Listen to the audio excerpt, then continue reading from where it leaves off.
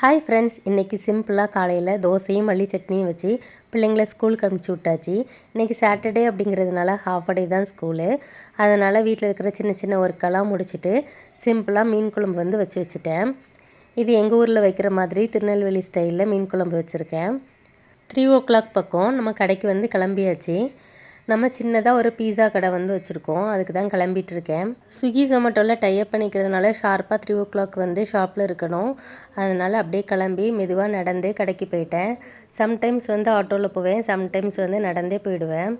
போனோடனே ஒரு ஆர்டர் வந்தது, போட்டு கஸ்டமருக்கு வந்து பேக் பண்ணி வச்சுட்டேன். டெலிவரி பார்ட்னரும் வந்து பிக்கப் பண்ணிட்டு போயிட்டாங்க.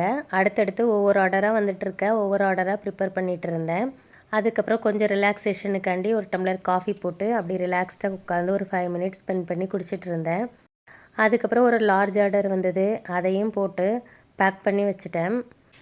இன்றைக்கி ஒரு சூப்பரான விஷயம் ஷாப்பில் நடந்தது. அது என்ன அப்படின்னா, ஜொமேட்டோலேருந்து ஒரு கஸ்டமர் வந்து ஒரு பாசிட்டிவான ரிவ்யூ வந்து கொடுத்துருந்தாங்க. ரொம்ப ஹாப்பியாக இருந்தது.